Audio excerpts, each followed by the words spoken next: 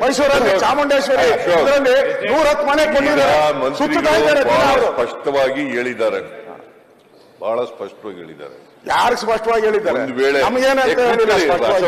Please ಕೂತ್ಕೊಳ್ಳಿ ಸೂತ್ನಾರಾಯಣ, ಒಂದು ವೇಳೆ ದೇವಸ್ಥಾನಗಳಿಗೆ ನೋಟಿಸ್ ಕೊಟ್ಟಿದ್ರೆ ಈಗಾಗಲೇ ನಾನು ವಾಪಸ್ ತಗೋಬೇಕು ಅಂತ ಹೇಳಿದ್ದೀನಿ. ರೈತರುಗಳಿಗೆ ಕೊಟ್ಟಿದ್ರೆ ವಾಪಸ್ ತಗೋಬೇಕು ಅಂತ ಹೇಳಿದ್ದೀನಿ.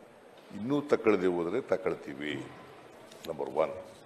ನಂಬರ್ 2, ದೇವಸ್ಥಾನಗಳಿಗೆ ಅದು ವಕ್ಫ್ ಪ್ರಾಪರ್ಟಿ ಇದ್ರೂ ಕೂಡ ದೇವಸ್ಥಾನದ ಪ್ರಾಪರ್ಟಿ ದೇವಸ್ಥಾನ ಮಾಡ್ಕೊಂಡಿದ್ರೆ ಆ ಪ್ರಾಪರ್ಟಿಗಳನ್ನ ವಾಪಸ್ ತಗೊಳ್ಳಲ್ಲ.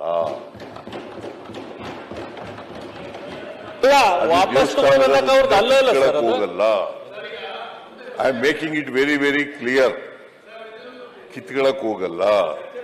ಒಂದು ವೇಳೆ ನಾವು ನೋಟಿಸ್ ಕೊಟ್ಟು ಇದ್ರೆ, ಈಗ ನೋಟಿಸ್ ಈಗಾಗಲೇ ಅವ್ರು ಹೇಳಿದ್ದಾರೆ ಮಾನ್ಯ ಮುಖ್ಯಮಂತ್ರಿಗಳೇ, ಪ್ಲೀಸ್, ಈಗ ನೋಟಿಸ್ ವಾಪಸ್ ತಗೊಳೋದು ಪ್ರಶ್ನೆ ಅಲ್ಲ. ತಾವು ಹೇಳಿದ್ ಸರಿ ಇದೆ, ಅವತ್ತಿಂದನೂ ಹೇಳ್ತಾ ಇದ್ದೇವೆ. ಈಗ ಏನಂದ್ರೆ ನೀವ್ ಯಾಕ್ರಿ ನೋಟಿಸ್ ಕೊಟ್ರಿ? ಫಾರ್ಮ್ ನಂಬರ್ RTC ನಲ್ಲಿ ಕಾಲಂ ನಂಬರ್ 9 ತೆಗಿತೀರಾ? ವಕ್ಫ್ ಫಂಡ್ ಅಂತ ತೆಗಿತೀರಾ? ಗೆಜೆಟ್ ನೋಟಿಫಿಕೇಶನ್ ಚೇಂಜ್ ಮಾಡ್ತೀರಾ? ಇದು ತಾವು ಸ್ಟೇಟ್ಮೆಂಟ್ ಕೊಡ್ಬೇಕು.